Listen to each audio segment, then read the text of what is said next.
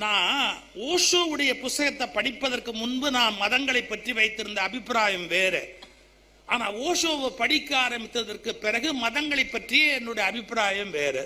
ஏன்னா அவர் ஸ்ட்ரெயிட்டா ஒரு கேள்வி கேட்கிறாரு, என்னப்பா நீங்க ஏகப்பட்ட மதம் வச்சிருக்கிறீங்க, ஏகப்பட்ட கடவுள் வச்சிருக்கிறீங்க, எல்லா கடவுளும் மேல உட்காந்து டிபார்ட்மெண்ட் வச்சுக்கிட்டு தனித்தனியா உட்காந்து பாக்குமா, இவன் ஏன் ஆளு இவன் ஏன் ஆளு, அவனுக்கு ஆக்சிடென்ட் ஆக போகுது நீ வேணா காப்பாத்து நான் காப்பாற்ற மாட்டேன் அப்படிலாம் பிரிக்குமா? பிரிக்காது.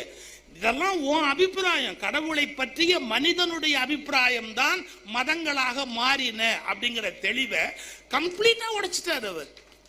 இந்த உலகத்துல அதற்கு முன்பு வரை என்னுடைய மனதில் இருந்த கருத்துரு வேற. ஆனா ஓஷோவை படித்த பிறகு எனக்கு ஏற்பட்ட மாற்றமே வேற. எதுக்காக சொல்ல வரேன், நீங்க நல்ல புத்தகங்களை கூர்ந்து படிக்கிற போது நெடுநாள் நீங்கள் வைத்திருந்த பல்வேறு சிந்தனைகள் உங்கள் மனதில் இருந்து மொத்தமாக மாறி போய்விடும்.